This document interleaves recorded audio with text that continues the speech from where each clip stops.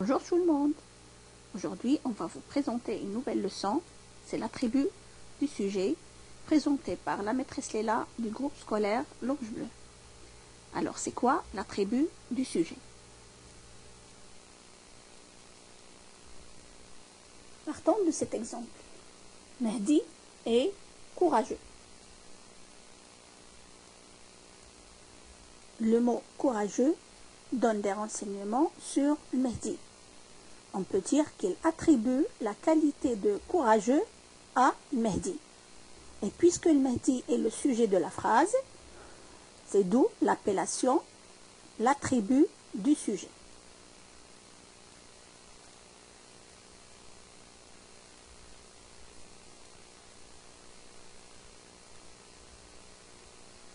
Et de là, on peut déduire la première information sur l'attribut du sujet, c'est qu'il donne des renseignements sur le sujet.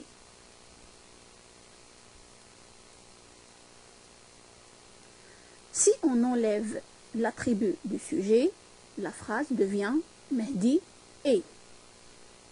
Et bien sûr, cette phrase n'a pas de sens.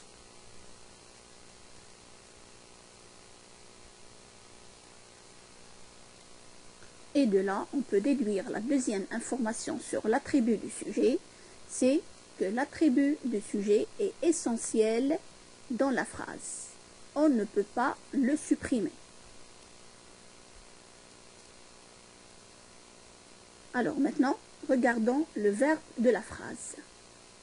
Donc le verbe de la phrase Mehdi est courageux est le verbe être. Et comme vous le savez, le verbe être, c'est un verbe d'état.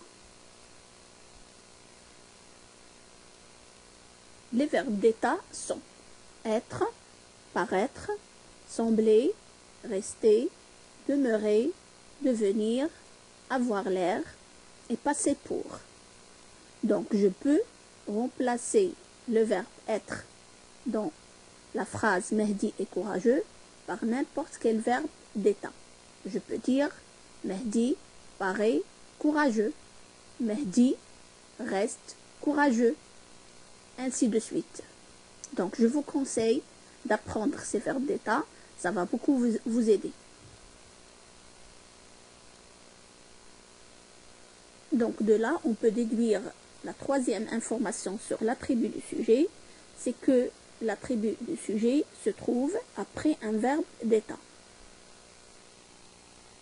Alors maintenant, à quelle classe grammaticale appartient l'attribut du sujet? Dans la première phrase, Mehdi est courageux, qui peut me dire quelle est la classe grammaticale de courageux? Voilà, c'est bien.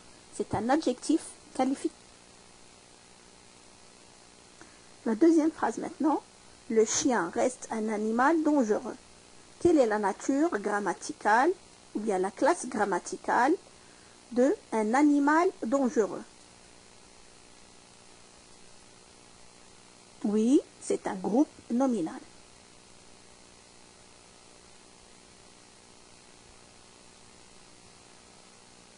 Et de là, on peut déduire que l'attribut du sujet peut être un adjectif qualificatif ou un groupe nominal. Regardez maintenant ces phrases.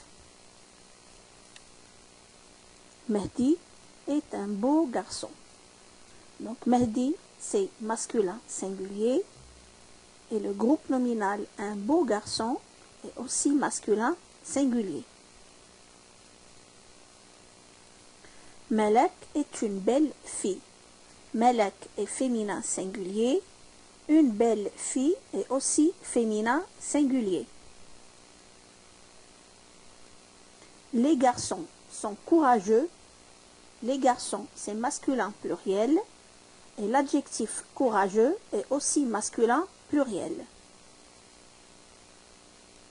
Les filles sont courageuses. Les filles, c'est féminin pluriel. Courageuse est aussi féminin pluriel. Donc, de ces exemples, on peut déduire que l'attribut du sujet s'accorde en genre et en nombre avec le sujet.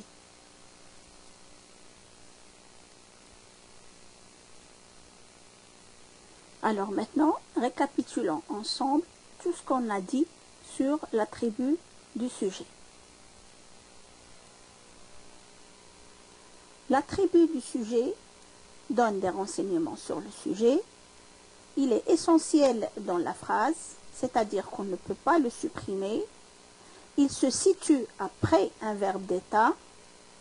Il peut être un adjectif qualificatif ou un groupe nominal. Et enfin, il s'accorde en genre et en nombre avec le sujet.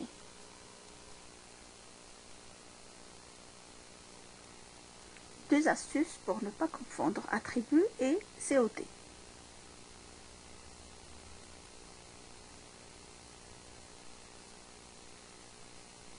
La première chose est que l'attribut se situe après un verbe d'état.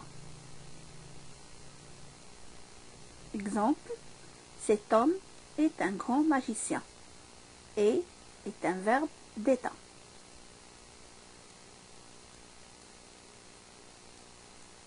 Alors que le COD se situe après un verbe d'action. Exemple, Sarah observe le magicien. Observe est un verbe d'action.